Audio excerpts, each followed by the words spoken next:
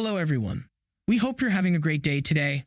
Yellowstone has returned to our lives a couple of weeks ago, and since then, it's been consuming all of our thoughts as it does with every single season.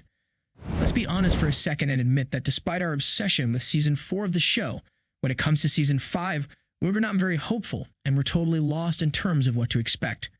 One of the reasons why we were quite negative about the upcoming season of the show was the fact that it's a very rare occurrence for a series to keep a good track for more than 3 to 4 seasons.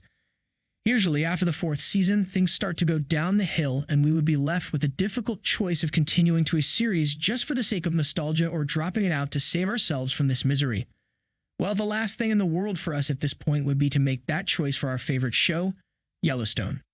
Another reason was the fact that some of us felt like the series went too far in Season 4 in terms of portraying morally gray characters.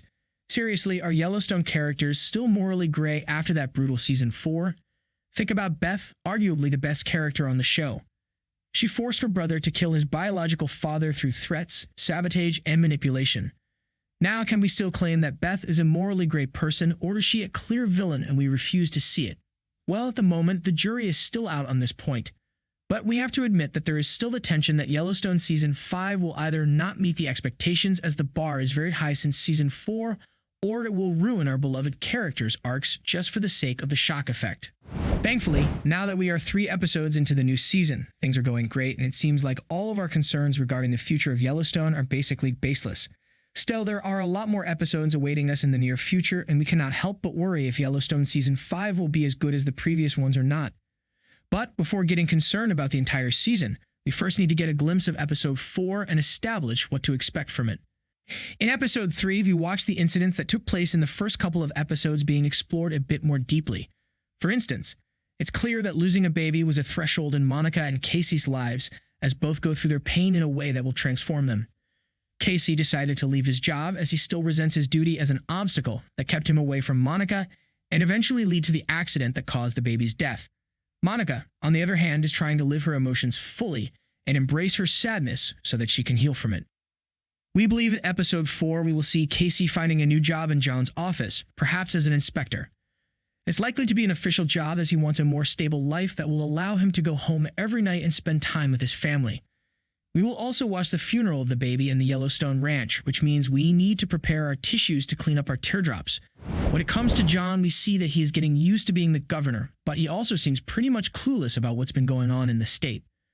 A crisis is fuming in Montana, with wolves killing animals, humans killing wolves, ranchers threatening one another, and Market Equities being the main actor in most of these incidents.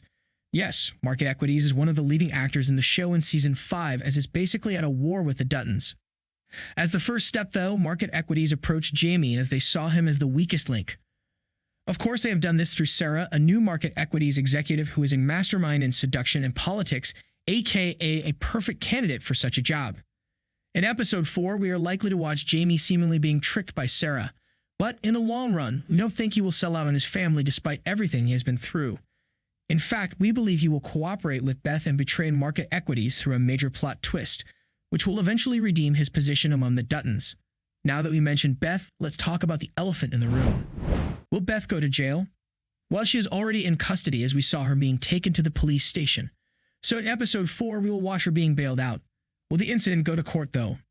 There is a chance for Beth to find herself in court as the woman she beat up was very much determined to file charges against her.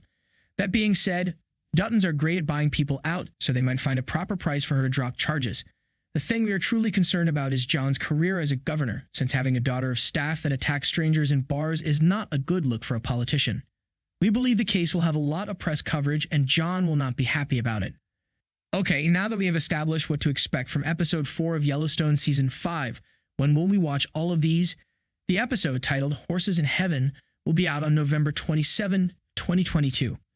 For now, we're yet to get a teaser or trailer for the new episode. But based on the trailer that was released for Season 5, we can confirm that our expectations for the next episode are pretty accurate. What are your expectations for Yellowstone Season 5 Episode 4? Let us know what you think in the comments below, and don't forget to like, subscribe, and share the video. Thank you for watching. See you soon.